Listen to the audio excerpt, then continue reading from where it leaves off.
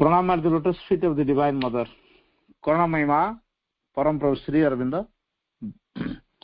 Online श्रीरंद पाठचक्र उपस्थित समस्त दिव्य अभिषु भाई भूण मान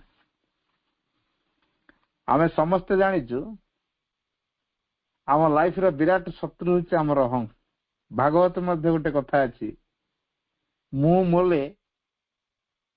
मले मते तू देखिबू। ए मु मरिवाटा एते सहज नुह। जे पर्यंत मुटा अच्छी भितर काम करुच्ची से पर्यंत भगवान सीटा सी नहीं कहटा मु तेणु भगवान गोटे छायाटा हूँ अहं। अज्ञानता अहं। मु चलुची मो पछ पछ गोटे छाया चली छायाटा हूँ अहं। तेणु अहंटा पाखे पाखे बराबर रही आम छाई छाड़ी जमी एकुटिया रही पारने जुआडे जाऊ आम सहित छाई चली से आम जुआडे जुआडे जाऊ आम पाखे पाखे अहं लगी रही। तेणु अहं को चिन्हवा एत सहज कथा न। अहं को जाना एत सहज कथा न। अहं को धरी पार बहुत कष्टकर। अहं को प्रकृति बुझा कहले बाहरी आसा पड़ो। आम जेपर्यंत अहं रु बाहरी आसी पारनु अहंटा कौन जानी अहं भितर थे अहंटा कौन जानी हेनी। अहं भितर बाहरी आसिले कौन जानी जमी पृथ्वीटार आकार केमिति पृथ्वी सब कौन केमी देखा जाउची पृथ्वी बाहर को पड़े गले पृथ्वीर फोटो उठे हम देखी हम आ मो निज भितर था कि मो निज फोटो केमी उठेबी। ठीक से भाई पृथ्वी था कि पृथ्वीर भीतर कथा बाहर कथा जानी होनी बाहर गले फोटो उठे हम जानी पार्छ पृथ्वीर आकारटा केमिति। अहंटार स्वरूप कौन तक जानिया कहले आमको प्रकृति में अहं भितर को न पशि से बाहरी आसा पड़ो ताले रहिले ताले अहं मुक्त हो पार नहीं। तेणु अहं को धरवा कष्टकर कारण अहं को प्रकृति में बुझा कले बाहरी आसा निहात आवश्यक ता ना बुझी हेनी। आम मनुष्य पूरापूरी भाव में परिपूर्ण हो रही पूरापूरी भाव में माने मुंड ठू पाद पर्यंत आपाद मस्तक जोटा कह जाए कुआड नहीं सबू जगह भितर सी अच्छी। तेना मनुष्य पूरापूरी परिपूर्ण हो आपाद मस्तक जो कह जाए संपूर्ण रूपे। तेना बाह्य आकार ठू आरंभ करके गभीर पर्यंत शरीर ठार आरंभ कर आध्यात्म सत्तार केन्द्र पर्यंत अहंगर उपादान भरपूर रही। तेणु सतार आमर जो सत्ता गुड़िक सब अच्छा सतार प्रत्येक अंश सह मिसी जाइए। शरीर अहंग रही प्राण अहंग रही मन अहंग रही तेणु सत्तार सबू अंश मिसी जाइए। मिसी जाइए चिन्हवा कष्टकर। आपण मो घर को आसिले मु लेंबू चीनी पानी मिसेक सरबत आपन देली ता भीतर कोटा चीनी के जानिबे कोटा लेंबू के जानिबे गला मिक्स हो जाइए। आम भितर से पूरा मिक्स हो जाए बाहर करिया तो सहज कथा नुह। सरबत भितर चीनी टाक बाहर करिया कौन सहज कथा। सरबत भितर चीनी बाहर करिया सहज कथा नुह। सेम सतार जो प्रत्येक अंश मिसी जाइए बाहर करिया कौन एत सहज कथा। तेणु यहाँ सहज कथा न। तेणु से शरीर ठार आरंभ करी आध्यात्म सत्तार केन्द्र पर्यंत अहंगर उपादान पूरा भरपूर रही। तेणु सतार प्रत्येक अंश सहित जेहेतु मिसी जाइए या प्रकृति कौन तामें सहजे जानी पारना। तेरे अहं प्रकृति कौन ता बुझा को जब आम चाहूँ तो प्रथम ताको जय करने को हम तार भीतर बाहरी आसा पड़ो तापर जयलाभ करिया पड़ो। आमे आमर सामर्थ्य अनुसार आंशिक भाव में पचाऊ सतार कौन से ना कौन से अंश क्षुद्र अंश आमको मुक्त हवा पड़ो। कौन भी क्षुद्र अंश अहं को आम कार्यकारी दबानी ଯେପର୍ଯ୍ୟନ୍ତ ଆମେ ଅହଂକୁ କାର୍ଯ୍ୟକାରୀ କରିବାକୁ ଦଉଥିବା ସେ ପର୍ଯ୍ୟନ୍ତ ଆମେ ଭଗବାନଙ୍କର କାର୍ଯ୍ୟ କରିନାହୁଁ, ଅହଂର କାର୍ଯ୍ୟ କରୁଛୁ। ତେଣୁ ଅହଂର କାର୍ଯ୍ୟ କଲେ ଆମକୁ ଟିକେ ତୃପ୍ତି ମିଳିଯାଏ, କାରଣ ଆମେ ପୁଣି ଉତ୍ସାହ ହେଇକି କାମ କରିଦଉ। ତେଣୁ ସେ ଉତ୍ସାହ ଆଣିକି ଯେ ଟିକେ ଟିକେ ଦେଇ ଦଉଛି, ପ୍ରାଣ ସ୍ତରରେ ଏଟା ଉତ୍ଥିତ ହଉଛି, ଉତ୍ସାହ ଟିକେ ଦେଇ ଦଉଛି, ଆମକୁ କେହି ଜଣ ପ୍ରଶଂସା କଲା, ଆମେ ସାଙ୍ଗେ ସାଙ୍ଗେ ଫୁଲିଲୁ, ଉତ୍ସାହିତ ହେଇଗଲୁ। ଆମ ପିଠି କିଏ ଥାପୁଡିଆ ଦେଲା, ଆମେ ଉତ୍ସାହିତ ହେଇଗଲୁ। ପଶ୍ଚାତରେ ଆମ ଭାଇଟାଲ କାମ କରୁଛି। ଆଉ ଭାଇଟାଲ ପଶ୍ଚାତରେ ଅଛି କିଏ? ଅହଂଟି ଅଛି। ତେଣୁ ଅହଂକୁ ଚିହ୍ନିବା ଏତେ ସହଜ ନୁହଁ। ମୁଁ କହିଲି ପରା, ମାନେ ଚିନି ପାଣି ଲେମ୍ବୁ ମିଶେଇକି ସରବତ କରାଗଲେ ତା ଭିତରେ ଚିନି କୋଉଟା ଯେମିତି ବାହାର କରିକି ଦେଖେଇ ହୁଏନି, ପୁରା ମିକ୍ସ ହେଇଯାଇଛି ପାଣି ସହିତ, କିନ୍ତୁ ଅହଂଟା ଆମ ଭିତରେ ପୁରା ଜୁଡବୁଡି ହେଇଯାଇଛି। ତା ବାହାର କରିକି ଚିହ୍ନେଇବା ଏତେ ସହଜ କଥା ନୁହଁ। ତେଣୁ ତାର ଭିନ୍ନ ଉପାୟ ଅଛି। ପାଣିକୁ ଗରମ କରିବା, ତାପରେ ସେ ଚିନି ଜଳ ତକ ବାଷ୍ପ ହେଇକି ଉଠିବ, ତାପରେ ଚିନି ଅଂଶ ତକ ତଳେ ରହିବ। ସେଇଠୁ ଜାଣିବା ଯେ ହଁ ଏତିକି ଚିନି ଥିଲା। ଆଉ ଅଧିକ ଅଧିକ ଅଧିକ ଚିନି ଘାଣ୍ଟୁଥିବା, ଶେଷରେ ଆଉ ସେ ଚିନି ମିଳେଇବନି, ଅପରିତୃପ୍ତ ଦ୍ରବଣ ସିଏ ହେଇଯିବ। ଏଟା ବିଜ୍ଞାନ କଥା, ମୁଁ କହୁନି ସେ କଥା। ତେଣୁ ଆମେ ଅହଂ ସହିତ ପୁରା ଭାବରେ ଜଡିତ ହେଇକି ରହିଛୁ। ତେଣୁ ଯେପର୍ଯ୍ୟନ୍ତ ଆମେ ଜଡିତ ହେଇକି ଅହଂ ସହିତ ରହିଥିବା ସେ ପର୍ଯ୍ୟନ୍ତ ଆମେ ସାଧନା ପଥରେ ପୂର୍ଣ୍ଣ ଭାବରେ ଅଗ୍ରଗତି କରିଛୁ ବୋଲି କୁହାଯିବ ନାହିଁ। କାରଣ ସେଠି ପତନ ହବାର 100% ଚାନ୍ସ ଅଛି। କାରଣ ଅହଂକୁ ନେଇ କାମ କରୁଛୁ ନା, ପତନ ହବାର ବାଟ ବହୁତ ଶୀଘ୍ର। ଗଛ 40 ଫୁଟିଆ ଗଛ ଅଗରେ ପଇଡ ଫଳିଛି, ଆମେ ଗଛକୁ ଚଢିଛୁ ପଇଡ ପାରିବୁ ବୋଲି। 2 ଫୁଟ ବାକିଆ ଅଛି, ଅଗରେ ପହଞ୍ଚିଲେ କତା ଧରିବୁ, କାଟିବୁ, ହାତ ଖସିଗଲା। ଚଢିବାଟା କେତେ କଷ୍ଟ ହେଇଥିଲା, କିନ୍ତୁ ପଡିଲୁ କେତେ ସହଜରେ। ଅହଂ ଠିକ ସେଇ କାମ କରେ ଯେ ଚେତନାର ଉତ୍କ୍ରମଣରେ ଆମେ କେତେ ପ୍ରୟାସ କରିକି ଉଠିଥିଲୁ, କିନ୍ତୁ ଅହଂ କଣ କରିବ? ଧଡି ଖସେଇଦବ।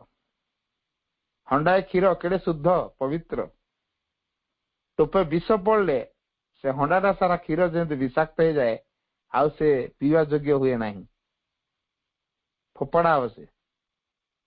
ଠିକ ସେଇଭଳି ଅହଂଟି ଆମ ସହିତ ମିଶି ଯାଉଛି, ସତା ସହିତ ମିଶି ଯାଉଛି।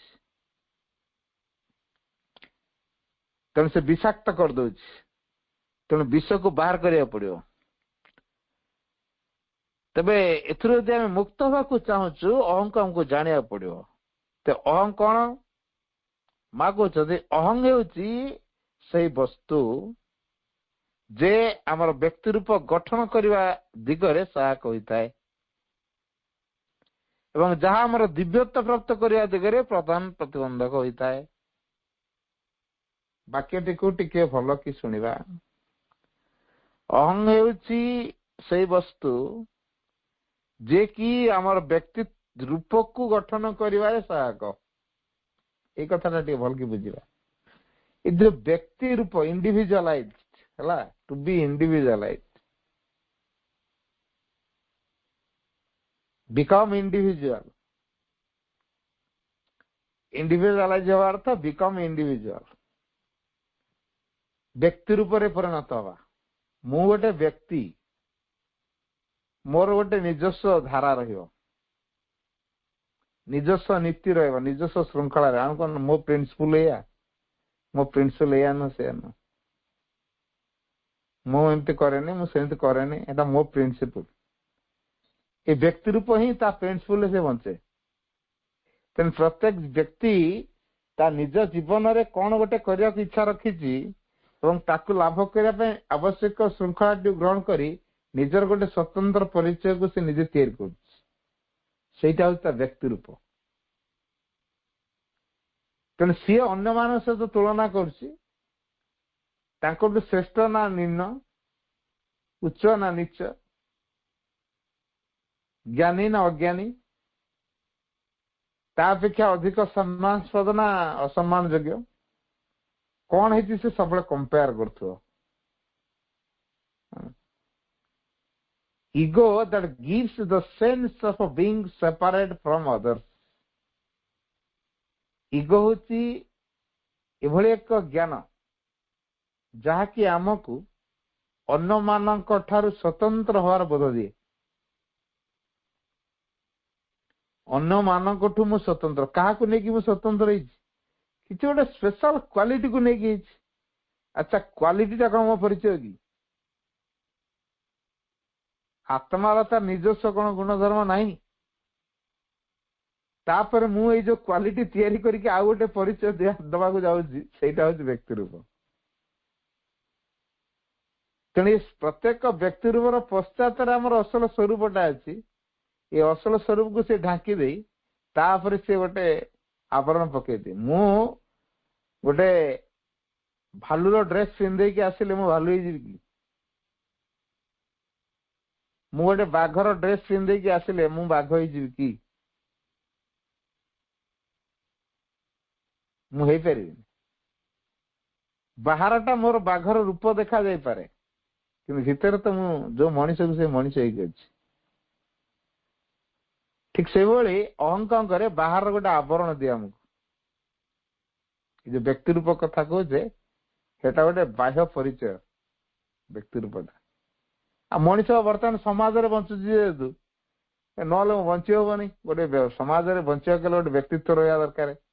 गला व्यक्तित्व गठन करने दिगरे जहाँ सहायक किसी नीति निर्धारण करछि, किसी श्रृंखला जीवन ग्रहण करछि, से जीवन चर्या तैयारी कर व्यक्तित्व गठन हो। किंतु सेटा पश्चात आउ गोटे महत्व दिगटी अच्छी, ताकू संधान करने आम सुजोग देने। अहंकार जदि से खोजा आरंभ कर या व्यक्ति रूप पलैब ना, या कार्ती पलैब अहंग्र, तेणु सी मोटे सुजोग दबनी। तेणु यार कार्त्य रही सुजोगटा देले, तेणु से कौन करे ना दिव्यता प्राप्ति करने दिगरे प्रधान प्रतिबंधक होता है। व्यक्ति रूप गठन करने दिगरे सहायक हुए, किंतु आमर दिव्यता प्राप्त करने दिगरे प्रधान प्रतिबंधक होता है। तेणु जो डिवाइनाइज्ड हवा इंडिविजुअल हवा डिवाइनाइज्ड हवा, गोटे इंडिविजुअलाइज अर्थात व्यक्ति रूप में परिणत हवा, आ गोटे डिवाइन परिणत हवा। Divine prevents us becoming divine. माँ कहते ego prevents us becoming from becoming divine, अर्थात दिव्यत्व लाभ करिवार दिव्यत्व हो उठिबारे भगवान हो उठिबारु से आमको वंचित करे। कारण भगवान हेले अहंग रही, ता लीला खेला किसी पारनी। तेणु से जमा दिव्यत्व हवार साहाय्य करनी, से वंचित करने को चेष्टा कर। जेपर्यंत आम दिव्यत्व वंचित हो ता लीला खेला चलो। तो ए दृष्टि आम अहं को चिन्ह कले कोटा व्यक्ति रूप कोटा दिव्य दीटा गोटे मिक्स कर दिंतु। ए दुटी को आम एकाठी मिसेदवा आम अहंगर प्रकृत स्वरूपटा जापर। आम अलग अलग कर रखीचु ना, से ता भूमि रे से मो भूमि रे ये, तेना आत्मा ता भूमि रे से तार काम करछि, अहंग ता भूमि रे काम करछि। मिसे दिया गले अहंगर प्रभाव रहिबो, अहंगर प्रभाव रहिबोनी। आ अहंग को बाद देले पृथ्वी वर्तमान जो संगठन कौन व्यक्ति रूप रहा संभव हम नहीं। जदि अहंग को बाद दिया जाए पृथ्वी वर्तमान संगठन रे कौन व्यक्ति रूप रहा संभव नुहे। अहंग को यदि बाद दिया गला व्यक्तित्व तैयारी कर कौन व्यक्ति रूप रही। अहम रही पर्यंत पृथ्वी दिव्यता परिणत हो पार। तेणु ଅହଂ ଥିବା ପର୍ଯ୍ୟନ୍ତ ପୃଥିବୀ ଦିବ୍ୟତରେ ପରିଣତ ହୋଇପାରିବ ନାହିଁ। ଆଉ ଅହଂକୁ ବାଦ ଦେଲେ ବର୍ତ୍ତମାନର ସଂଗଠନରେ କୌଣସି ବ୍ୟକ୍ତି ରୂପ ରହିବା ସମ୍ଭବ ହବ ନାହିଁ। ସେଥିପାଇଁ କୁହାଯାଇଛି ego was the helper, ego is the war. Was the helper କୋଉ କ୍ଷେତ୍ରରେ? ବ୍ୟକ୍ତିତ୍ୱ ଗଠନ ଦିଗରେ ହେଲ୍ପର। ବାର କୋଉ କ୍ଷେତ୍ରରେ? ଟୁ ବିକମିଂ ଡିଭାଇନ୍, ଭଗବାନ ହେଇ ଉଠିବାରେ ସେ ପ୍ରତିବନ୍ଧକ। ତେଣୁ ଆମର କୋଉଟା ହବା ଦରକାର? ଦିଟା ସାରା ହବା ଦରକାର ଅଛି। ଜଣେ ବ୍ୟକ୍ତି ତା ଜୀବନରେ କିଛି ଗୋଟେ ହବ ଯଦି ସେ ସଂକଳ୍ପ ନ ନବ, ହେଇପାରିବ କି? ମୁଁ ଦିନେ ନା ଦିନେ ମୁଁ ଗୋଟେ ଆଦର୍ଶ ମଣିଷ ହେବି। ଆଗ ତ ଗୋଟେ ଭଲ ମଣିଷ ହବ। ଆଗେ ଗୋଟେ ଆମେ ଭଲ ମଣିଷ ହଉ। ତେଣୁ ଗୋଟେ ଭଲ ମଣିଷ କାହାକୁ କୁହାଯାଏ? ତା ଗୁଣ କଣ ହବା ଦରକାର, ତା ସ୍ୱଭାବ କଣ ହବା ଦରକାର, ତା ଚରିତ୍ର କଣ ହବା ଦରକାର, ତା କାର୍ଯ୍ୟକ୍ରମ କଣ ହବା ଦରକାର, ତା ଜୀବନଚର୍ଯ୍ୟା କେମିତି ହବା ଦରକାର, ସେଟା ସେ ଜାଣିବ ନା ନାହିଁ। ଆଉ ସେଇ ଅନୁସାରେ ସେ ଚାଲିବ ନା ନାହିଁ। ତେଣୁ ସେଇଠି ଯୋଉ ଚାଲିଲା ତା ନିଜସ୍ୱ ଢଙ୍ଗରେ ସେ ଚାଲିଛି। ନିଜର ଯୋଉ କିଛି ଶୃଙ୍ଖଳାକୁ ତା ଜୀବନରେ ସେ ଗ୍ରହଣ କରି ନେଇଛି, ତାକୁ ନେଇକି ସେ ପରିଚୟ ଦେବାକୁ ଚାହୁଁଛି। ତାର ଆତ୍ମା ଯୋଉ ସେ ଗୋଟେ ପରିଚୟ ତାର ଅଛି, ସିଏ ଯୋଉ ସ୍ୱୟଂ ଆତ୍ମା, ସେ ଜ୍ଞାନ ସେ ବୋଧ ତା ଭିତରେ ତିଆରି ହେଇନି। ତା ପୂର୍ବରୁ ଆଉ ଗୋଟେ ପରିଚୟ ତିଆରି ହଉଛି। ସେ ଆଗରୁ ଆତ୍ମା ବୋଲି ମୁଁ ଯେ ଭଗବାନ, ଏଇ ପରିଚୟ ପ୍ରକାଶିତ ହବାରୁ, ବୋଧ ହବାରୁ ପୂର୍ବରୁ ଆଉ ଗୋଟେ ପରିଚୟ ଆମର ରହିଛି। ସେଇ ପରିଚୟ ଦିଗରେ ଅହଂଟା ସାହାଯ୍ୟ କରେ। ଆଉ ମୂଳରୁ ଯିଏ ପରିଚୟ ପାଇନି, କିଛି ପରିଚୟ ଯାହାର ନାହିଁ, ସେ ତ ଆହୁରି ଖରାପ। ତେଣୁ କିଛି ଅହଂକୁ ନେଇକି ତାଙ୍କର ବ୍ୟକ୍ତିତ୍ୱ ଗଠନ କରିଛନ୍ତି, ସେ ଗୋଟେ ପ୍ରକାର ଅଛି। ମୂଳରୁ କେତେ ଜଣଙ୍କର ବ୍ୟକ୍ତିତ୍ୱ ଗଠନ ହଉନି। ତେଣୁ ସେମାନେ ତାଙ୍କର ପରିଚୟ କଣ ସେ ଜାଣନ୍ତିନି, ନା ଆତ୍ମା ନା ଆଉ କିଛି। ସେ ପରିଚୟ କଣ ଜାଣନ୍ତିନି। ସେମାନେ ପୁରା ଅଜ୍ଞାନତା ଭିତରେ ବୁଡିକି ଅଛନ୍ତି। ତେଣୁ ଆମେ ଅହଂ ପ୍ରତ୍ୟେକ ସ୍ତରରେ ଗୋଟିଏ ଜିନିଷ ସହଜ ଢଙ୍ଗରେ କହିଲେ ବୁଝି ହବ, ମୁଁ ତ ବୋଧ, ମୋର ବୋଧ, ଏ ଦିଟା ଯୋଉଠି କାମ କରୁଛି ଜାଣିବେ ସେଠି ଅହଂ କାମ କରୁଛି। ଏଇ ଅନୁଭବ ଯୋଉଠି ଆସୁଛି ଜାଣିବେ ଏଠି ଅହଂ କାମ କରୁଛି। ମୁଁ ଆଉ ମୋର, ମୁଁ ଆଉ ମୋର, ମୋର କହିଲେ ସ୍ୱାର୍ଥର କଥା ଆସିବ, ମୁଁ କହିଲେ ଅହଂର କଥା ଆସିବ। ଏ ଦିଟା ଯାକ ଆମ ଜୀବନକୁ ଖାଲି ଉଠପଡ଼ କରେଇଲେ, ଅସ୍ତବ୍ୟସ୍ତ କରେଇଲେ। ଆମେ ଯୋଉ ଧାରାର ଜୀବନ ବଞ୍ଚିବାକୁ ଚାହୁଁଛେ, ଆଉ ସେ ଜୀବନ ଆମର ତିଆରି ହେଇପାରୁନି। ତେଣୁ ଦିଟି ଯାକ ଆମର ବିରାଟ ଶତ୍ରୁ ହେଇକି ରହିଛନ୍ତି। ତେଣୁ ପ୍ରଥମେ ସଚେତ ବ୍ୟକ୍ତିତ୍ୱରେ ପରିଣତ ହବା, ଗୋଟେ ଭଲ ମଣିଷ ହବା, ତାପରେ ଅହଂକୁ ଦୂର କରିଦେବା, ଦିବ୍ୟତ୍ୱ ପ୍ରାପ୍ତ କରିବା। ଗୋଟେ ଭଲ ମଣିଷ ହେଲେ ପୁଣି ୟାଠୁ ଆଉ ଭଲ କଣ ଅଛି ଖୋଜି ଖୋଜି ଖୋଜିକି ଶେଷରେ ଭଗବାନ ହଉଛନ୍ତି ସବୁଠୁ ଭଲ। ସେ ଯିବ ଭଲ ପ୍ରତି ରୁଚି ରହିଲେ ତ। ଯୋଉ ମୂଳରୁ ଭଲ କଣ ଜାଣୁନାହାନ୍ତି ସେତିକି ହଉନାହାନ୍ତି, ତାର ବ୍ୟକ୍ତିତ୍ୱ ବୋଲି କିଛି ନାହିଁ। ତେଣୁ ଆମେ ଆଗେ ଗୋଟେ ଭଲ ମଣିଷ ହବା, ମଣିଷ ପରି ମଣିଷଟି ହବା।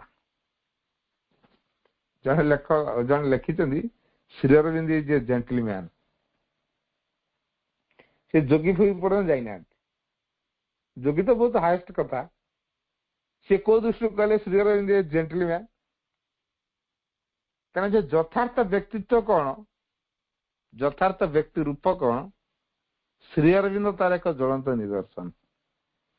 ତେଣୁ ତାଙ୍କର ଚାଲି ଚଳନ, କଥାବାର୍ତ୍ତା, ଆଚାର ବ୍ୟବହାର, ଭାବ ଭଙ୍ଗୀ ସବୁଥିରେ ଠହରେଇକି ସେ ଗୋଟେ ଆଉଟର ଲୁକ୍ ର ଗୋଟେ ରୂପ ଦେଲେ ଯେ Shri Aurobindo is a gentleman. କାରଣ ସେ କାହାରି କିଛି କହୁନାହାନ୍ତି, ଭୁଲ କଲେ ବି ପ୍ରତିକ୍ରିୟା ନାହିଁ, ତାର କଣ ଆବଶ୍ୟକ ସେଟା ମାଗୁ ନାହାନ୍ତି, ଲୋକେ ତାଙ୍କୁ ଜାଣି ଜାଣିକି ଦଉଛନ୍ତି। ତାଙ୍କର ଇନର କଣ୍ଟାକ୍ଟ ଏମିତି ଯେ ଅଟୋମେଟିକ ତାଙ୍କ କଥା ସମସ୍ତେ ଜାଣି ଦେଇ ପାରୁଛନ୍ତି। ତେଣୁ ଶ୍ରୀରାମ ସେଥିପାଇଁ ଜଣେ ବ୍ୟକ୍ତି ଆଖ୍ୟାୟିତ କଲେ ଶ୍ରୀରାମ ଇଜ ଏ ଜେଣ୍ଟଲମ୍ୟାନ। ତେଣୁ ଆମେ ତ ଶ୍ରୀରାମକୁ ଜେଣ୍ଟଲମ୍ୟାନ ବୋଲି ଖାଲି ରଖିଦେଲେ, ସୀମିତ କରିଦେଲେ ହବ ନାହିଁ। କାରଣ ଶ୍ରୀ ଅରବିନ୍ଦ ଖାଲି ଭଦ୍ରଲୋକ ନୁହନ୍ତି, पश्चात आहरी अनेक दिव्य गुण अच्छी जेहेतु आम भितर से दिव्य गुण गुड़ाक उपलब्धि आसनी तेणु आम कहीपर तेणु आमको प्रकृत में आम जिते सचेतन व्यक्ति रूप में गढ़ी उठा से निजर अहं को लेकिन बास कर आम जीवन एत अभ्यस्त हो पड़े जे एपरिक आविष्कार करने आम पक्षे बहुत दूर हो उठे जिते आम सचेत व्यक्ति रूप में गढ़ी उठू से निजर अहं को नहीं बास करिबारे आमर जीवन एत अभ्यस्त हो पड़े जे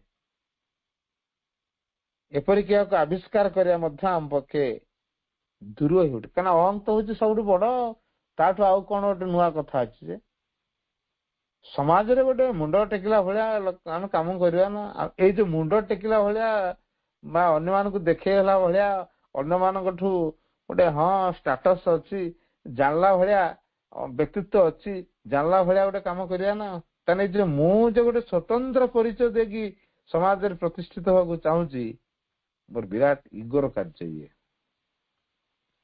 आमती सहित जड़ी था आम ताको छाड़िया आम पक्षे बड़ कष्टकर हो पड़े एवं यार उपस्थिति संपर्क सचेतन हवा आम बहुत कठोर हो जाए एथि अनेक परिश्रम करने पड़े किंतु अहंकार को समस्त चिन्ह पारती स्वार्थ कोटा सहज चिन्ह पारे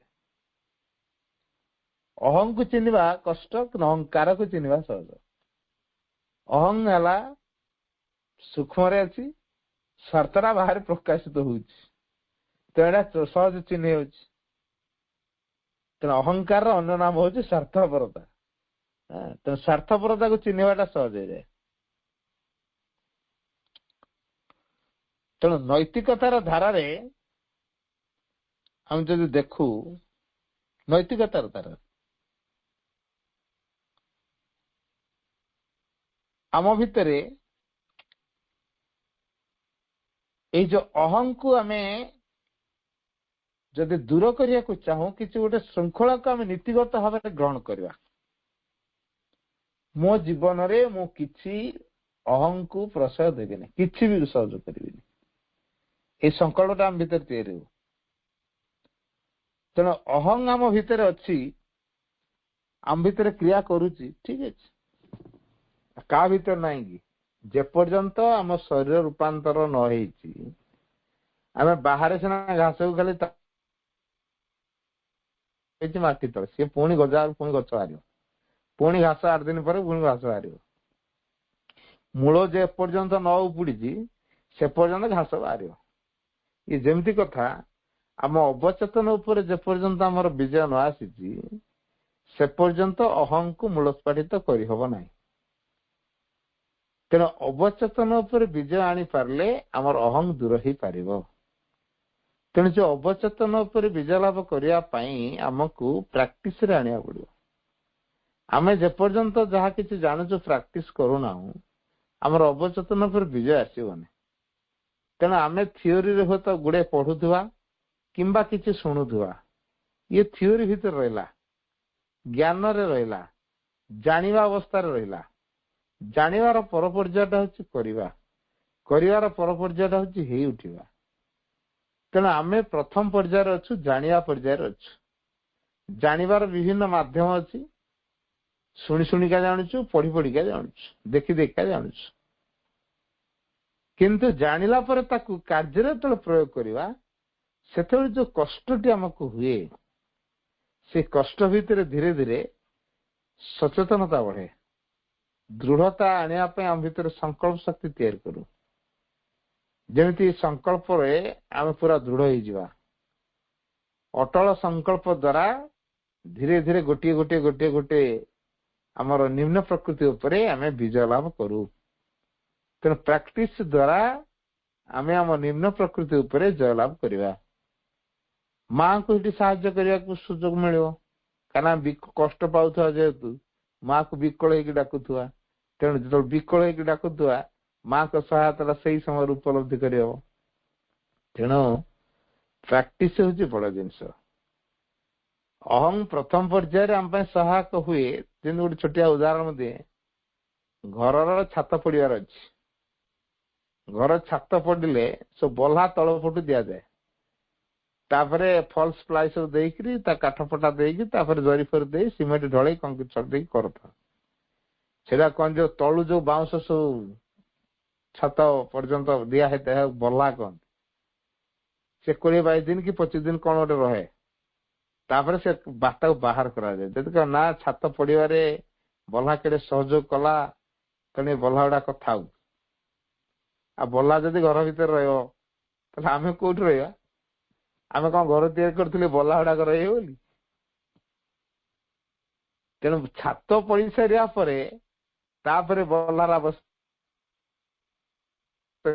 पुणी तापर आम कह ना ये थाऊ आम प्रतिबंधक है आम से घर रही पारे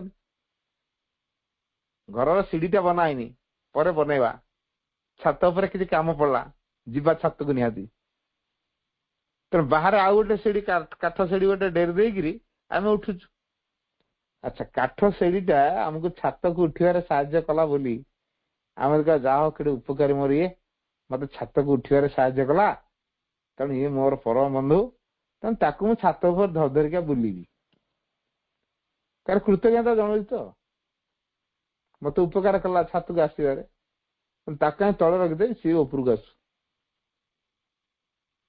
उपरक गले आम जो काम छात उपरक जाइए हम केवल छात को आसबारे सी सहायक तेणु अहंगर रोलटा व्यक्तित्व गठन पर्यंत व्यक्ति रूप गठन पर्यंत अहंगर रोल तापर नुह तापर व्यक्ति रूप गठन होला पर पर्याय जदि आम अहं को धरिबा ताले बुड़ीकी मरिया अहं व्यक्ति रूप रु मुझे एक भगवान बा मु एक आत्मा मु ब्रह्मस्मि यही अनुभव को आनिया पई अहंगर रोल नहीं व्यक्तित्व गठन पर्यंत अहंगर रोल जमी आम हाईस्कूल पर्यंत सब सब्जेक्ट पाठ पढ़ु कॉलेज गला चॉइस कर सब्जेक्ट केतटा पढ़ु सबुटा पढ़नु हाईस्कूल पाठ से कॉलेज रे कहीं संस्कृत हिंदी ड्राइंग कंप्यूटर कहीं पढ़ु ना निर्दिष्ट पुणी आउ टे ग्राजुएशन गले आउ टे पीजी कला आउ टे धीरे धीरे कन्फाइंड हो गोटाक कौन से अमुक विषय पीजी कर अमुक विषय एमफिल कर डॉक्टरेट कर गोटे गोटे पर्टिकुलर विषय फोकस कलु से आम जो असल होते भगवान से गोटे कथा पर फोकस करवा अलग आमर परिचय ना किंतु व्यक्तित्व गठन पर्यंत गोटे निर्दिष्ट परिचय आम रे मु अमुक सम तेणु व्यक्तित्व गठन पर्यंत ठीक अच्छे अहंगर रोल ता पर ठारू अहं नुहे जड़े जीवन में किसी गोटे हासिल कर अचिव कर भितर से विल पावर काम न कर हम तेना विल पावर व्यक्तित्व गठन पर्यंत विल तैयारी कला व्यक्तित्व गठन पर से विलटा टुवर्ड्स द डिवाइन भगवान को आविष्कार करने दिगरे सहयोग कर जो संकल्प शक्ति को लेकिन से गोटे अचिव कर जीवन में किसी सक्सेस से बंचुची मुझे कहूँ से चिंता कर मोर यही परिचयटा यथार्थ कि ना आउ कि गोटे परिचय नेले मोर कि गोटे मो परिचयटा देची कि समाज दौर तेने समाज मत गोटे परिचय दब मु तेणु तैयारी हो समाज मत गोटे भिन्न रूप देख तेणु मु तैयारी हुए अच्छा भगवान को रूप देखिए दृष्टि मु कौन मो परिचय पाखे मिल केमी भाव सेटा जो दिन तैयारी हम से दिन आम यथार्थ हो भगवान को दृष्टिकोण रे आमे कौन यथार्थ परिचयटा आम भगवान पाखे अच्छे सी आमको आइडेंटिफाई करेंगे मु कौन बोली मुझे लोकों पाखे जिते जहाँ होता है भगवान पाखे कौन है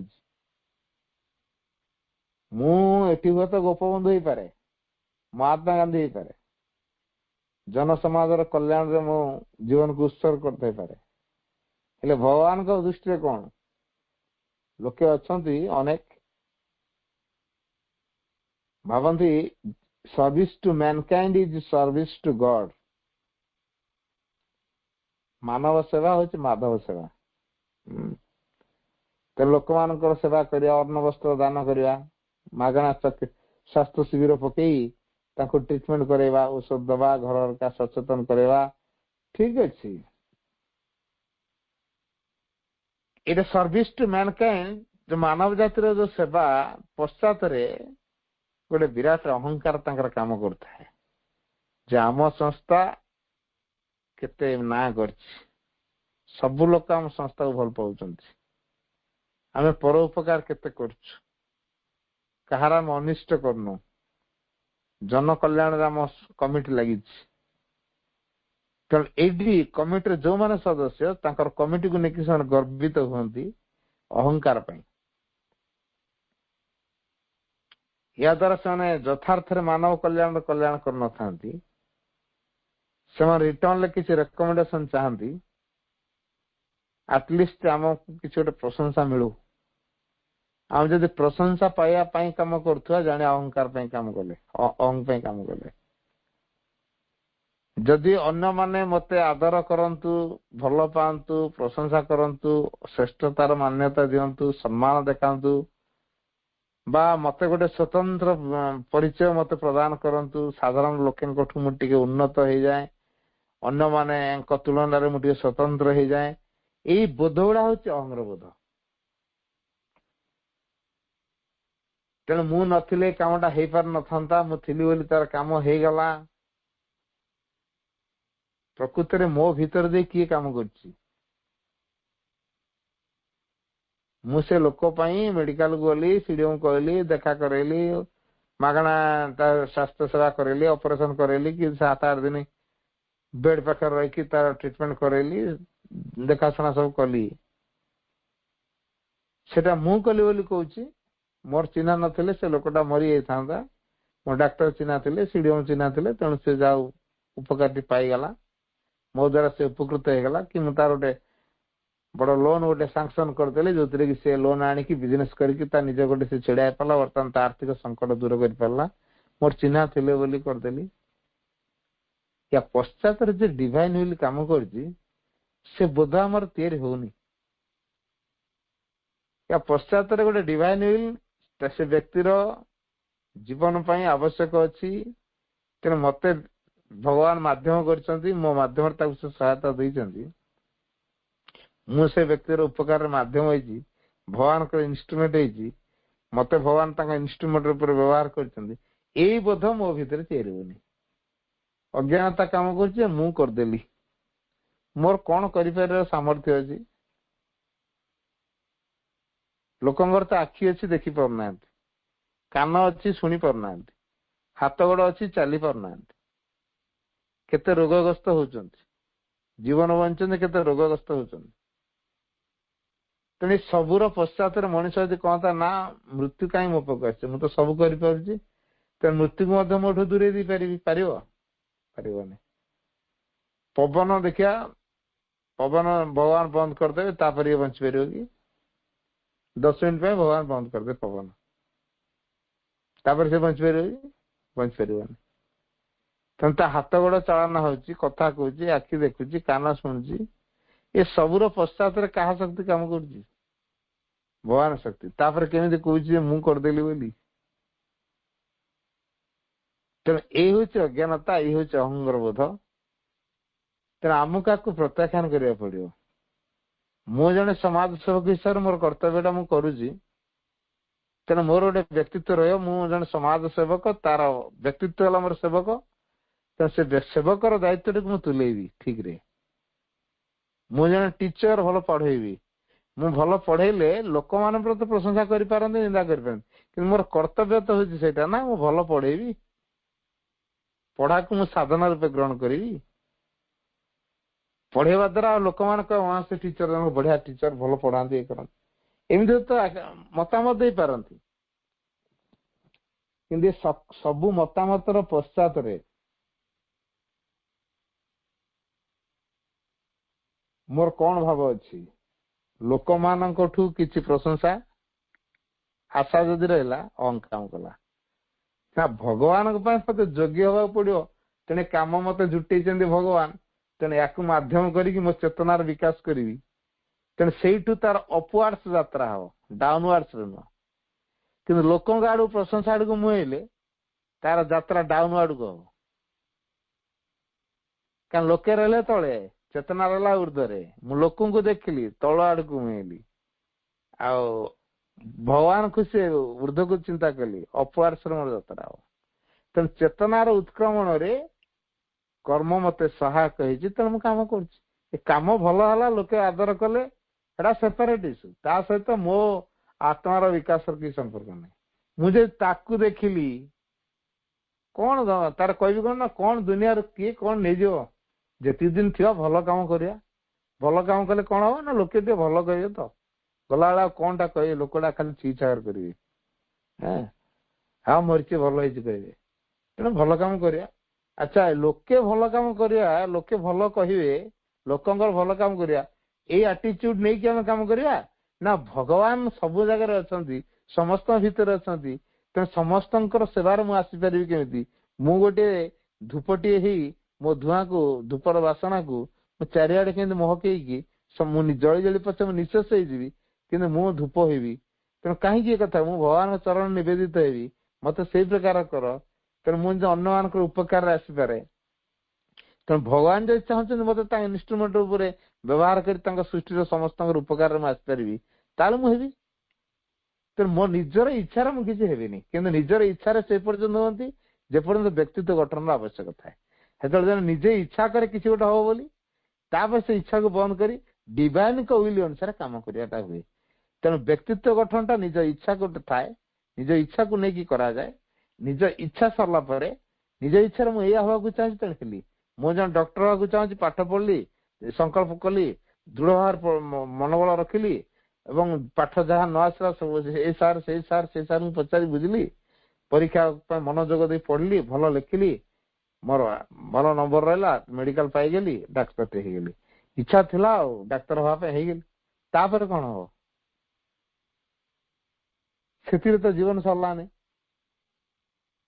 ତେଣୁ ବ୍ୟକ୍ତିତ୍ୱ ଗଠନ ଭିତରେ ମୁଁ ବାନ୍ଧି ହେଇକି ରହିଗଲି, ସୀମିତ ହେଇଗଲି। ତା ପରବର୍ତ୍ତୀ ଯୋଉ କାର୍ଯ୍ୟଟି ଅଛି, ମୁଁ ଭଗବାନଙ୍କ ଇନଷ୍ଟ୍ରୁମେଣ୍ଟ ହେବି। ସେଥିପାଇଁ କଣ କରାହେଇଛି? ତେଣୁ ଆମ ଅହଂ ଯୋଉ ପର୍ଯ୍ୟନ୍ତ ଆଣିବା କଥା ସେ ନେଇ ଆସିଲା, ତା ପରବର୍ତ୍ତୀ କାର୍ଯ୍ୟ ପାଇଁ ଅହଂ ଆଉ ସହଯୋଗ କରିବନି। ତାହେଲେ ଏଠି କାହାକୁ ନେଇ କାମ କରିବା? ତେଣୁ ସେ ସେଇଠି ଅଟକିଯାଏ। କିନ୍ତୁ ମୂଳରୁ ଯଦି ଆମେ ଚେତନାର ସହିତ କାର୍ଯ୍ୟ କରୁଥିବା, ସେଥିରେ ଅନ୍ୟମାନେ ଖୁସି ହୁଅନ୍ତୁ ବା ନ ହୁଅନ୍ତୁ, ଭଗବାନ ଖୁସି ହେବେ ତ। ଯଦି ମୂଳରୁ ଭଗବାନ କୋଉଥିରେ ଖୁସି ହଉଛନ୍ତି ଚିନ୍ତା କରି କାମ କରୁଥିବା, ଅହଂ ସେଠି ହସ୍ତକ୍ଷେପ କରିପାରିବନି। ତେଣୁ ମୂଳରୁ ଯଦି ଭଗବାନ ପାଇଁ, ଜୀବନର ମୂଳରୁ ସଚେତନ ହେଇକି ଆମେ ଯଦି କରୁଥିବା ଯେ ମୁଁ ଭଗବାନଙ୍କୁ ଖୁସି କରିବା ପାଇଁ ସବୁବେଳେ କାମ କରିବି, ତାହେଲେ ସେଥିରେ ହଉ ହଉ କା ମତେ ଯଦି ଭଗବାନ ଡାକ୍ତର କରିକି ତାଙ୍କ ସେବାରେ ନିୟୋଜିତ କରିବାକୁ ଚାହିଁଥିବେ, ଡାକ୍ତର କରିବେ। ଯଦି ମତେ ଇଞ୍ଜିନିୟର କରେଇକିରି ତାଙ୍କ ସେବା କରିବା ପାଇଁ ଚାହିଁଥିବେ, ସେ ଇଞ୍ଜିନିୟର କରେଇବେ। ଯଦି ମତେ ଟିଚର କରେଇକି ତାଙ୍କର ସେବାରେ ନିୟୋଜିତ କରିବାକୁ ଚାହିଁଥିବେ, ମୁଁ ଟିଚର ହେବି। ମୁଁ ଆଉ ଡାକ୍ତର, ଇଞ୍ଜିନିୟର, ଓକିଲ, ନେତା ଇତ୍ୟାଦି ହେବି, ସେ ଇଚ୍ଛା ମୋର ନଥିବ। ତେଣୁ ଆମେ ଏଇଥିପାଇଁ ଜୀବନରେ ମୂଳରୁ ଗୋଟିଏ ସଂକଳ୍ପ ନେବା, ଆମ ଲକ୍ଷ୍ୟ ବିଷୟରେ ସଚେତନ ହବା। ଆମ ଲକ୍ଷ୍ୟ ହଉଛନ୍ତି ଭଗବାନ। କଣ କଲେ ମୁଁ ଭଗବାନ ହେବି, କଣ କଲେ ମୁଁ ଭଗବାନଙ୍କୁ ଆବିଷ୍କାର କରିବି। ତେଣୁ ଏଇ ଯୋଉ ଜନସମାଜର କଲ୍ୟାଣ ଭିତରେ ମୁଁ ଭଗବାନଙ୍କର ସେବା ଯଦି ଅନୁଭବ କରିପାରିଥିବି, ତାହେଲେ ମୁଁ ନିର୍ଦ୍ୱନ୍ଦ୍ୱ କରିବି, କିଛି ଅସୁବିଧା ନାହିଁ। ଯଦି ମୁଁ ଲୋକଙ୍କ ସେବା କରୁଛି, ଫିଲିଙ୍ଗସ ନେଲି, ସରିଗଲା, ଅହଙ୍କାରଟି କାମ କରିବ। ତେଣୁ ଯୋଉ ଲୋକଙ୍କ ସେବା କରୁଛି ବୋଲି ଫିଲିଙ୍ଗସ ଯେହେତୁ ନିଆ ହଉଛି, ଅହଂଟି କାମ କରୁଛି। ମୁଁ ଭଗବାନଙ୍କର ସେବା କରୁଛି, ସେ ଫିଲିଙ୍ଗସ ନାହିଁ। ନୋବେଲ ପୁରସ୍କାର ପାଇଲେ ଜଣେ ଭଦ୍ର ମହିଳା, ସେ କୁଷ୍ଠ ରୋଗୀଙ୍କର ବି ମଧ୍ୟ ଘୃଣା କଲେନି, ସେବା କଲେ। କାହିଁ ସେବା କଲେ? ତାଙ୍କ ଭିତରେ ଗୋଟେ ସ୍ପିରିଚୁଆଲ କନସିୟସନେସ ଗ୍ରୋ କରୁଥିଲା ଯେ ସବୁରି ଭିତରେ ତ ଭଗବାନ ଅଛନ୍ତି, କୁଷ୍ଠ ରୋଗୀ ଭିତରେ କଣ ଭଗବାନ ନାହାନ୍ତି? ତେଣୁ ମୁଁ ଭଗବାନଙ୍କର ସେବା କରୁଛି। ଯଦି ଭଗବାନ ମତେ ଚାହିଁତେ କୁଷ୍ଠ ରୋଗରେ ଆକ୍ରାନ୍ତ କରିବା ପାଇଁ, କରିବେ। ତେଣୁ ମୁଁ ସେବା କରିବି। ତେଣୁ ସେ ସେବା କଲେ କୁଷ୍ଠ ରୋଗୀର। ଆମେ କିନ୍ତୁ ବାହ୍ୟ ଦୃଷ୍ଟିରେ କଣ ଚିନ୍ତା କଲେ? ନା ସେ କୁଷ୍ଠ ରୋଗୀଙ୍କର ବି ହାତରେ ବି ସେବା କରୁଥିଲେ। ତେଣୁ ସେ ମହାନ। କିନ୍ତୁ ସେ କୋଉ ମନୋଭାବ ନେଇ କାମ କରୁଥିଲେ ଆମେ ସେ ମନୋଭାବରେ ପଶିନୁ, ତା ଭିତରକୁ ଜାଣିନୁ। ତେଣୁ ଆମେ ଯଦି ଡିଭାଇନ କନସିୟସନେସ ରେ ସବୁ କାମ କରୁଥିବା ତାହେଲେ ଅହଂ ସେଠି ପ୍ରବେଶ କରିପାରିବ ନାହିଁ। ଯଦି ଡିଭାଇନ କନସିୟସନେସ ଆମ ଭିତରେ ଜାଗ୍ରତ ହେଇନାହିଁ ତାପରେ ଯାହାକୁ ନେଇ କାମ କରୁଛେ ସେଇଟା ହଉଛି ଅହଂ। ତେଣୁ ଅହଂକୁ ଛଦ୍ମ ରୂପରେ ଏମିତି ଥାଏ ତାକୁ ଚିହ୍ନିବା ବଡ କଷ୍ଟକର। ଯେହେତୁ ଅହଂକୁ ଚିହ୍ନିବା ବହୁତ କଷ୍ଟକର ତେଣୁ ସେଥିରୁ ବାହାରି ଆସିବାକୁ ପଡିବ। ବାହାରିବାର ବାଟ କଣ? ମୁଁ ଭଗବାନ ପାଇଁ କାମ କରିବି, ମୁଁ ଭଗବାନଙ୍କର ସେବା କରିବି, ତାଙ୍କ ଇଚ୍ଛା ଯାହା ମୋ ସେବା, ମୋ ନିଜର ଇଚ୍ଛା କିଛି ରହିବନି। ମୋ ଜୀବନ ମୁଁ ତାଙ୍କ ପାଖରେ ଦେଇଦେବି। ସିଏ ମତେ କୋଉ କାମରେ ଲଗେଇବ ଲଗାନ୍ତୁ, କଣ କରିବାକୁ ଚାହୁଁଛନ୍ତି କରାନ୍ତୁ, କଣ ମୁଁ କରି ମତେ ଗଢିବାକୁ ଚାହୁଁଛନ୍ତି ମତେ ସେମିତି ଗଢନ୍ତୁ, ମୋ ନିଜର ଇଚ୍ଛା କିଛି ନ ରହୁ। ଯୋଉଦିନ ମୋ ନିଜର ଇଚ୍ଛା କିଛି ରହିବନି ପୁଣି ଆମେ ଆଉ ଟିକେ ଏମିତି ଅଜ୍ଞାନତା ଭିତରେ ଅଛୁ। କଣ ମୋର ସିନା ଇଚ୍ଛା ରହିବନି, ମୋ ପିଲାମାନେ ହେଲେ ତ ମୁଁ ଟିକେ ଗର୍ବ କରିବି। ତେଣୁ ବଡ ବଡ ମେଡିକାଲ କଲେଜ ରେସିଡେନ୍ସିଆଲ କଲେଜରେ ପାଠ ପଢି ମୁଁ ପିଲାକୁ ଡକ୍ଟର କରେଇଛି, ଇଞ୍ଜିନିୟର କରେଇଛି। ମୋ ପିଲା ଯାଇକି ଆମେରିକାରେ ବର୍ତ୍ତମାନ ଅଛି, ଡକ୍ଟର ଅଛି। ତେଣୁ ମୋ ପିଲା ଏବେ ଆମେରିକାରେ ଅଛି, ତେଣୁ ଫ୍ଲାଇଟ ରେ ଆସୁଛି, ମୁଁ ଗର୍ବରେ ଫୁଲୁଛି। ଅହଙ୍କାରର କାମ ନା ଏଟା ଅନ୍ୟ କଣ? ମୋ ପିଲା ଆଜି ରାଷ୍ଟ୍ରପତିଙ୍କଠୁ ଆୱାର୍ଡ ଆଣିବ, ମୋ ଘରେ ଟିଭି ପାଖରେ ମୋ ଛୁଆ ଆଜି ଆୱାର୍ଡ ଆଣିବ କେମିତି? ତେଣୁ ସାଙ୍ଗସାଥି ମାନଙ୍କୁ ଡକେଇ ଫୋନ ଫାନ କରି ରିଲେଟିଭ ମାନଙ୍କୁ କହି ଆମ ଘରେ ପାର୍ଟି ବ୍ୟବସ୍ଥା କରି ଦେଖ ମୋ ପିଲା ଆଜି ରାଷ୍ଟ୍ରପତିଠୁ ଆୱାର୍ଡ ଆଣିଛି। କାହାକୁ ମୁଁ ସାଟିସ୍ଫାଏ କରୁଛି ଏଠି? ଅହଂକୁ ମାଧ୍ୟମ କରିଛି କାହାକୁ? ମୋ ଛୁଆକୁ। ତେଣୁ ଆମ ଛୁଆକୁ ମଧ୍ୟ ଆମେ ଆମ ଅହଂକୁ ସାଟିସ୍ଫାଏ କରିବା ପାଇଁ ବାଦ ପଡିଲୁନି, ଛୁଆକୁ ବି ମାଧ୍ୟମ କରିଦେଲୁ। ଆମର ଅହଂକୁ ସାଟିସ୍ଫାଏ କରିବା ପାଇଁ ଆମ ଛୁଆ ହବ ମାଧ୍ୟମ। ନିଜେ ତ ଯାହା କରୁଥିଲୁ ଶେଷରେ ଆମ ଛୁଆ ମାନଙ୍କୁ ମଧ୍ୟ ଆମେ ସେ ଦିଗରେ ଉତ୍ସାହିତ କଲୁ। ତ ଏମିତି ନ କଲେ ମୋ ମୁଣ୍ଡ ତଳକୁ ହେଇଯିବ, ତ ଏମିତି କର, ତାହେଲେ ସିନା ଆମ ମୁଣ୍ଡ ଟିକେ ରହିବ, ମୁଣ୍ଡ ଟିକେ କଥା କହିପାରିବୁ, ସମାଜରେ ମୁଣ୍ଡ ଟେକିବୁ, ସ୍ୱାଭିମାନର ସହ ବଞ୍ଚିବୁ। ସ୍ୱାଭିମାନର ମିନିଂ ଆମେ ଟିକେ ବୁଝିନୁ। ଆମେ କହୁଛୁ ସ୍ୱାଭିମାନର ସହ ବଞ୍ଚିବୁ, ତାମାନେ ଅନ୍ୟମାନଙ୍କଠୁ ଆମେ ଉଚ୍ଚରେ ଅଛୁ ବୋଲି ଦେଖେଇ ପାରିବୁ, ଅନ୍ୟମାନଙ୍କଠୁ ଆମେ ମହତ୍ଵ ବୋଲି ଦେଖେଇ ପାରିବୁ, ଅନ୍ୟମାନଙ୍କଠୁ ଆମେ ସମ୍ମାନସ୍ପଦ ବୋଲି ଦେଖେଇ ପାରିବୁ, ଅନ୍ୟମାନଙ୍କଠୁ ଆମେ ଗୁଣବାନ ଅଧିକ ଦେଖେଇ ପାରିବୁ। କିନ୍ତୁ ଭଗବାନ ପାଇଁ କଣ ହେଇଛୁ ସେଇଟା ଲୋକଙ୍କୁ ଦେଖେଇଲେ ମିଳିବ କି? ଲୋକଙ୍କୁ ଦେଖେଇଲେ ମିଳିବନି। ତେଣୁ ସେଠି ଭଗବାନଙ୍କ ଆଡକୁ ମୁହେଇବା ଦରକାର। ତେଣୁ ଏଇ ଭଗବାନଙ୍କ ଆଡକୁ ନ ମୁହେଇବା ପର୍ଯ୍ୟନ୍ତ ଆମର ଅବଚେତନ ଉପରେ ବିଜୟ ଆସିବ ନାହିଁ। ଅହଂକୁ ଜୟ କରିବାକୁ ହେଲେ ଭଗବାନ ପାଖରେ ନିଜକୁ ଦେବାକୁ ପଡିବ। କାରଣ ଅହଂ ପ୍ରତି ପଦରେ ଆମକୁ ପ୍ରତିବନ୍ଧକ ରୂପେ ଛିଡା ହେଇକି ରହିଛି। ବ୍ୟକ୍ତିତ୍ୱ ଗଠନ ପର୍ଯ୍ୟନ୍ତ ଅହଂର ସହାୟତା ଅଛି। ବ୍ୟକ୍ତିତ୍ୱ ଗଠନ ହେଇଗଲା ପରେ ଆଉ ଅହଂକୁ ଗ୍ରହଣ କଲେ, ଅହଂକୁ ନେଇ ଜୀବନ ବଞ୍ଚିଲେ ସାଧନା ପଥରେ ବା ଭଗବତ ଦିଗରେ, ଆମ ଚେତନାର ଶୁଦ୍ଧିକରଣ ଦିଗରେ ସେ ଆଦୌ ସହାୟକ ହବ ନାହିଁ। ଅର୍ଥାତ୍ ଦିବ୍ୟତାରେ ପରିଣତ ହବାରେ ନିଜକୁ ସେ ସହଯୋଗ କରିବ ନାହିଁ। ତେଣୁ ସେ ପ୍ରିଭେଣ୍ଟସ୍ ଅସ୍ ଫ୍ରମ୍ ବିକମିଂ ଡିଭାଇନ୍, ସେ ଆମକୁ ଭଗବାନ ହବାରୁ ବଞ୍ଚିତ କରାଏ। ଏଇ କଥାକୁ ଜାଣି ଆମେ ଚିହ୍ନି ପାରିବା। ଆମ ଅହଂକୁ ଚିହ୍ନିବା ପାଇଁ ଅହଂରୁ ବାହାରିବାକୁ ପଡିବ। ସମସ୍ତଙ୍କୁ ଭଲ ପାଇ ଶିଖିବା, ସବୁ ଭଗବାନଙ୍କ ଇଚ୍ଛା ରହୁଛି, ତାଙ୍କ ଶକ୍ତି କାମ କରୁଛି, ମୁଁ କ୍ରିୟାଶୀଳ ହଉଛି। ତେଣୁ ଯାହା ଘଟୁଛି ତାଙ୍କରି ଇଚ୍ଛା ରହୁଛି। What happens to us is divine's affair not ours. ମୋର ଏଥିରେ କିଛି କ୍ରେଡିଟ ନାହିଁ, ତେଣୁ ମୁଁ ସେଥିରେ କିଛି ଫୁଲିବାର କିଛି ନାହିଁ, ଗର୍ବ କରିବାର କିଛି ନାହିଁ। ଯଦି ମୁଁ ଫୁଲୁଛି ତାହେଲେ ମତେ ନିନ୍ଦା ପାଇଲେ ମତେ ସେତିକି ମ୍ରିୟମାଣ ହବାକୁ ପଡିବ। ଯେତିକି ଫୁଲିଛି ନିନ୍ଦା ଆସିଗଲେ ସେତିକି ଭାଙ୍ଗି ପଡିବି। ତେଣୁ ଏଇ ସାର୍କୁଲେସନ କାହିଁକି ହବ? ଫୁଲୁଥିବି କମୁଥିବି, ଫୁଲୁଥିବି କମୁଥିବି, ସାର୍କୁଲେସନ ନ ହଉ। ଗୋଟେ ପୋଜିସନରେ ରହିବା, ସମସ୍ତଙ୍କୁ ରକ୍ଷା କରିବା, ନା ନିନ୍ଦାରେ ବିଗିଡିବା, ନା କିଛି ଗୋଟେ ମିଳିଗଲେ ଅତି ଉଲ୍ଲସିତ ହେଇ ପଡିବା। ତେଣୁ ଅହଂ ହଉଛି ଗୋଟେ ପର୍ଯ୍ୟାୟ ପାଇଁ ସହାୟକ, ଆଉ ଗୋଟେ ପର୍ଯ୍ୟାୟରେ ସେ ହେଲା ପ୍ରତିବନ୍ଧକ। ତେଣୁ ଆମେ ଭଗବାନ ହବା ଯେହେତୁ ଆମର ଲକ୍ଷ୍ୟ ଅଛି, ଅହଂ ହଉଛି ଆମ ପାଇଁ ପ୍ରତିବନ୍ଧକ। ଆମେ ଯଦି ସାଧନା ଜୀବନ ବଞ୍ଚିଲେଣି ତ ଅହଂକୁ ପ୍ରଶ୍ରୟ ଦେଲେ ହବନି। ତେଣୁ ସୃଜନ ସେଥିପାଇଁ କହିଲେ ମୁଁ ଲକ୍ଷ ଲକ୍ଷ ଶିଷ୍ୟ ଚାହେଁ ନା, ମୁଁ କେତେ ଗୋଟେ ଅହଂ ଶୂନ୍ୟ ପୂର୍ଣ୍ଣ ମାନବ ମାନଙ୍କୁ ଚାହେଁ। କାରଣ ସେଇ ଅହଂ ଶୂନ୍ୟ ପୂର୍ଣ୍ଣ ମାନବ ମାନଙ୍କୁ ନେଇ ସେ ଦିବ୍ୟ ମାନବ ସମାଜ ଗଠନ କରିବେ, ଦିବ୍ୟ ସଂସାର ତିଆରି ହବ ତାଙ୍କରି ଦ୍ୱାରା। ସେମାନେ ହେବେ ଇନଷ୍ଟ୍ରୁମେଣ୍ଟ। ତ ଆସନ୍ତା ଆମେ ଭଗବାନଙ୍କର ଇନଷ୍ଟ୍ରୁମେଣ୍ଟ ହବା, ଇଗୋଲେସ୍ କମ୍ପ୍ଲିଟ ମ୍ୟାନ୍ ଟିଏ ହୁଏ। ବନ୍ଦେ ମାତରମ୍।